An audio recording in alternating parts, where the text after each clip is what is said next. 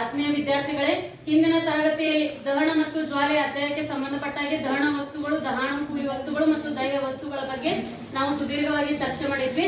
ಇವತ್ತ ನಾವು ಜ್ವಲನ ತಾಪದ ಬಗ್ಗೆ ಏನ್ ಮಾಡೋಣ ಅಂದ್ರೆ ಅಧ್ಯಯನ ಮಾಡೋಣ. ಓಕೆ, ಜ್ವಲನ ತಾಪ ಅಂದ್ರೆ ಏನಂತ ಹೇಳೋಕ್ಕಿಂತ ಪೂರ್ವದಲ್ಲಿ ಅದನ್ನೊಂದು ಪ್ರಾಯೋಗಿಕವಾಗಿ ನಾವೊಂದು ಎಕ್ಸ್ಪೆರಿಮೆಂಟ್ ಮಾಡುವುದರ ಮುಖಾಂತರ ಏನ್ ಮಾಡೋಣ ಅಂದ್ರೆ ಅದನ್ನ ಪರೀಕ್ಷೆ ಮಾಡೋಣ. ಈ ಒಂದು ಪ್ರಯೋಗಕ್ಕೆ ಬೇಕಾಗುವಂತ ಉಪಕರಣಗಳೇನಂದ್ರ ಇಲ್ಲಿ ಬಲೂನ್ ತಗೊಂಡಿನಿ, ಜೊತೆಗೆ ಒಂದು ಕ್ಯಾಂಡಲ್, ಆಮೇಲೆ ಒಂದು ಮ್ಯಾಚ್ ಬಾಕ್ಸ್. ಓಕೆ,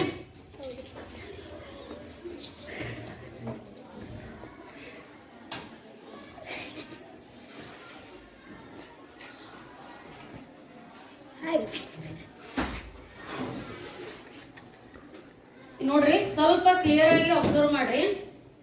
ಮೊದಲ ಜ್ವಲನ ತಾಪ ಅಂದ್ರೆ ವಸ್ತುವೊಂದಕ್ಕೆ ಬೆಂಕಿ ಹತ್ತಿಕೊಳ್ಳುವ ಕನಿಷ್ಠ ತಾಪವನ್ನ ನಾವು ಜ್ವಲನ ತಾಪ ಅಂತ ಕರೀತೀವಿ. ಇಲ್ಲಿ ನಿಮ್ಗೆ ಹೇಳಿ ನಾನು, ವಸ್ತುವೊಂದಕ್ಕೆ ಬೆಂಕಿ ಹತ್ತಿಕೊಳ್ಳುವ ಒಂದು ಕನಿಷ್ಠ ತಾಪ ಅಂದ್ರೆ ಅದು ಸುಡಬೇಕಂದ್ರ ಅಲ್ಲಿ ಒಂದು ಕನಿಷ್ಠ ತಾಪ ಬೇಕಾಗಿರ್ತದೆ.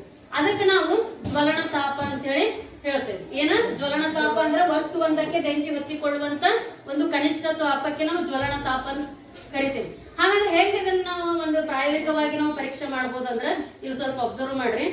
ಇದನ್ನ ಹಿಡಿಯಮ್ಮ, ಬಲೂನ ಹೊಡಿ. ಓಕೆ,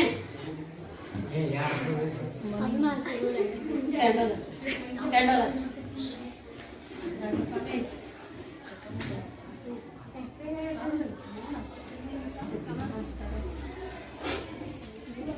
ಇದನ್ನ ಹಿಡಿ, ನೀರು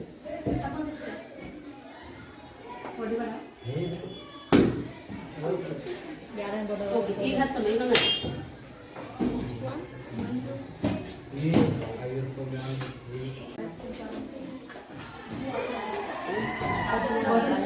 ಈಗ ನೋಡ್ರಿ, ಇಲ್ಲಿ ಈಗ ಅವಾಗ್ಲೇ ಹಿಡಿದ ತಕ್ಷಣ ಏನಾಯ್ತದ, ಬಲೂನ್ ಬ್ಲಾಸ್ಟ್ ಆಯ್ತದ. ಬಟ್ ಈಗ ಏನಾಗೈತಂದ್ರ ಇದು ಒಡಿಲಿಲ್ಲ. ಯಾಕಂದ್ರೆ ಒಡಿಲಿಲ್ಲಪ್ಪ ಅಂದ್ರ ಇದ್ರ ಒಳಗಡೆ ಏನಾಯ್ತಂದ್ರ ನೀರೈತಿ. ನೀರಿನ ಉಪಸ್ಥಿತಿಯಲ್ಲಿ ಅದರ ಜ್ವಲನ ತಾಪ ತಲುಪು ಇಲ್ಲ. ಇನ್ನು ಅದು ಆ ಜ್ವಲನ ತಾಪ ತಲುಪಿದಾಗ ಅದ್ ಏನಾಕತಿ, ಬ್ಲಾಸ್ಟ್ ಆಕತಿ. ಈಗ ಯಾವಾಗ ಇಲ್ಲಿ ನೀರು ಬಿಸಿ ಆಗ್ತದಲ್ಲ, ನೀರ್ ಕಾಯ್ತಲ್ಲ, ಅವಾಗ ಅದು ಆಟೋಮೆಟಿಕ್ ಆಗಿ ಏನಾಗ್ತತಿ, ಬ್ಲಾಸ್ಟ್ ಆಗ್ತತಿ. ಇದನ್ನ ನಾವು ಈ ಒಂದು ಪ್ರಯೋಗವನ್ನ ಒಂದು ಪೇಪರ್ ಗ್ಲಾಸ್ ಗಳು ಬರ್ತಾವ, ಪೇಪರ್ ಗ್ಲಾಸ್ ಅಲ್ಲಿ ನೀವು ಮನೆಯಲ್ಲಿ ಹೋಗಿ ಮಾಡ್ರಿ. ಪೇಪರ್ ಅನ್ನ ತಗೋರಿ, ಪೇಪರ್ ಗ್ಲಾಸ್ ಗಳು ಸಣ್ಣ ಬರ್ತಾವಲ್ಲ, ಆ ಪೇಪರ್ ಗ್ಲಾಸ್ ಅಲ್ಲಿ ಆ ಒಂದು ನೀರನ್ನ ಹಾಕಿ ನೀವು ಬೆಂಕಿಗೆ ಹಿಡಿದಂತ ಸಂದರ್ಭದಲ್ಲಿ ನಾರ್ಮಲ್ ಒಂದು ಪೇಪರ್ ಗ್ಲಾಸ್ ಏನಾಗಿರ್ತತಿ, ಅದು ಬೆಂಕಿಗೆ ಈಸಿಯಾಗಿ ಹೊತ್ಕೊಳ್ತದೆ.